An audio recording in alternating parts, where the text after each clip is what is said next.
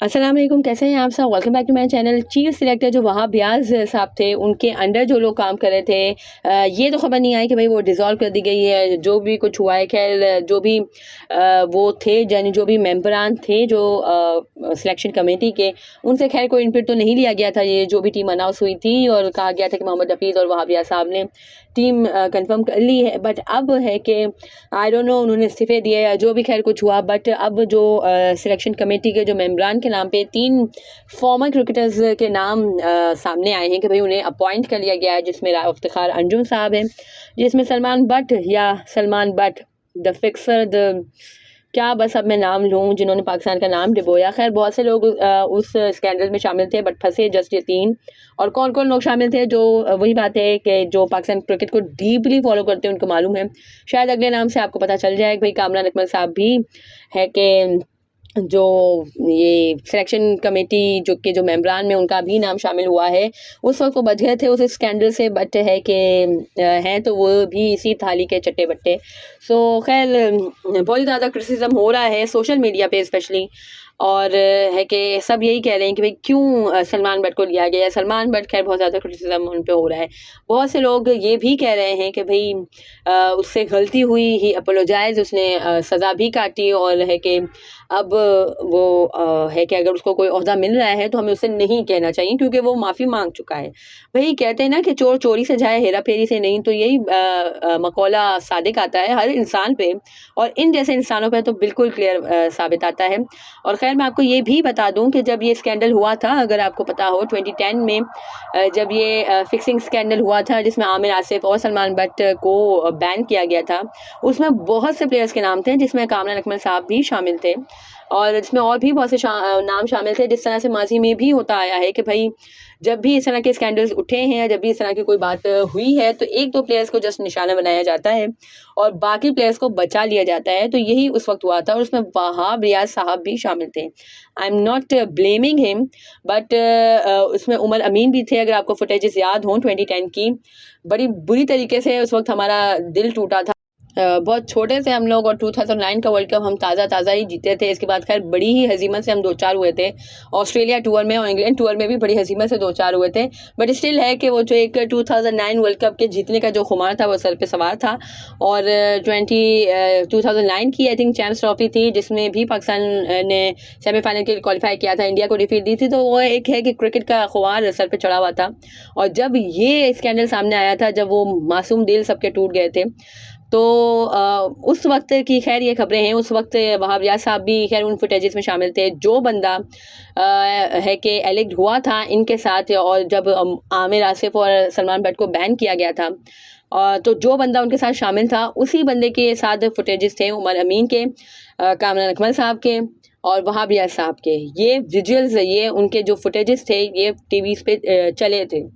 और पता नहीं क्यों उस पे फिर है कि क्लियरली नहीं, शफाफियत के साथ नहीं हुआ। वरना खैर जहाँ तक मुझे लगता है, जहाँ तक मुझे समझ आया था उस वक्त भी और अभी भी, मुझे यही लगता है कि भाई और बहुत से प्लेयर्स शिकंजे में आ जाते हैं, बट नहीं करना था। खैर वही है कि जैसे माजी में हुआ था, बहुत से लोग बच गए थे, बहुत से लोग मतलब 1-2 प्लेयर्स को आपने किया था और फिर बहुत से लोगों को आपने बचा लिया था। सलीम मलिक को बैन किया गया था और बाकी तमाम को बचा लिया गया था। I hope you can understand मैं किसकी तरफ पॉइंट आउट कर रही हूँ। और खैर इस बार भी यही हुआ है, बट मेन पॉइंट ये है कि भाई सलमान बट साहब को क्यों रखा गया है। और जो है कि मोहम्मद हफीज़ साहब का जो स्टांस था कि फिक्सर्स को नहीं आना चाहिए, फिक्सर्स को नहीं है कि प्रमोट करना चाहिए, तो अब वो क्या करेंगे? क्योंकि जहाँ तक मुझे लगता है कि बहुत ही ज़्यादा 80% पूरे पीसीबी के इख्तियारात आई थिंक मोहम्मद हफीज़ साहब के पास ही हैं। तो फिर ये जो हुई है तकर्री, ये क्यों हुई है? खैर बहुत से लोग इस हवाले से भी बात कर रहे हैं, जो क्रिटिसिज्म हो रहा है वो, कि भाई वहाब रियाज साहब और मोहम्मद हफीज़ ही डिसाइड करेंगे कि क्या है। उसमें भी खैर बेचारे शान और शाहीन का तो किसी ने नाम ही नहीं लिया, बट स्टिल है कि कहा जा रहा है कि शाहीन और मोहम्मद हफीज़ ही टीम डिसाइड करेंगे, और इनकी जस्ट आरा ली जाएगी। और इतनी ज़्यादा इंपॉर्टेंस देने की मतलब वो नहीं है कि वहाब रियाज साहब अगर उन्होंने जो आरा दी है, यानी ये जो 3 मेंबर्स ने जो आरा दी है, उस पे अमल करें ही करें। जो आखिरी फैसला होगा वो हफीज़ और वहाब रियाज का होगा। तो वही बात है कि खैर अल्लाह करे बेहतर ही हो कुछ पाकिस्तान टीम के लिए। बट इस तरह की जो अपॉइंटमेंट्स हो रही हैं, अव्वल तो खैर जो लॉ है उसके तो बिल्कुल अगेंस्ट है। जो जो हमारे ये ज़का अशरफ साहब हैं, ये एक्सटेंशन पे हैं, 2-3 महीने की कुछ इनको एक्सटेंशन मिली है, तो वो कोई तकर्री नहीं कर सकते। बट यहाँ पे तो अंधे नकली चौपट जो होता है वही है ना, अंधा कानून जो कहते हैं।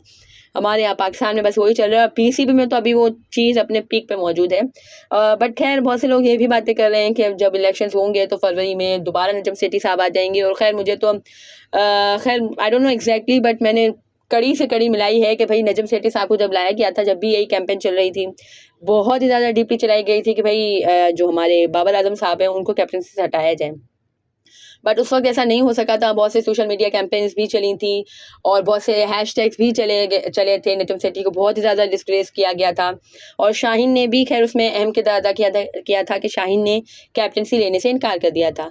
दैट्स वाई मजबूरन नजम सेठी साहब को कहना पड़ा प्रेस कॉन्फ्रेंस में कि बाबर इज़ माई कैप्टन और हम सब का कैप्टन है बाबर। और जब वो कहेगा कि भाई मुझे एक फॉर्मेट या 2 फॉर्मेट या तीनों फॉर्मेट की कैप्टनसी छोड़नी है, तब हम सोचेंगे कि हमें क्या करना है, वरना बाबर ही हमारा कैप्टन है। लेकिन वो लोग चाह ये रहते कि बाबर आजम को मेन एजेंडा ये था कि कैप्टनसी से हटाया जाए। बट नजम सेठी के होते हुए ऐसा नहीं हो सका। तो ये पूरा कहते हैं ना कि षड्यंत्र रचाया गया और ये आई। और जिस तरह से मुंह बंद करके नजम सेठी साहब चले गए, वो भी खैर बहुत ही ज़्यादा शॉकिंग था मेरे लिए।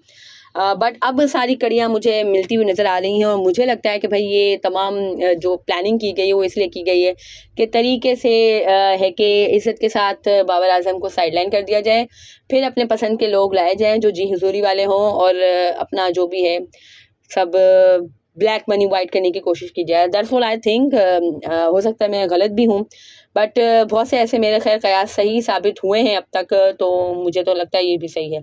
अगर तो फरवरी में इलेक्शंस के बाद अगर नजम सेठी साहब अपनी पुरानी काबीना या जो भी अपनी पुरानी मैनेजमेंट है उसके साथ आते हैं तो फिर इस पर यकीन की मोहर सब्त हो जाएगी। अभी तक के लिए खैर इतना ही इस वीडियो के लिए। अगर आपको मेरी ये वीडियो पसंद आई हो और अगर आप मेरी बात से एग्री करते हो तो do comment below and subscribe to my channel for more such content. अल्लाह हाफिज़।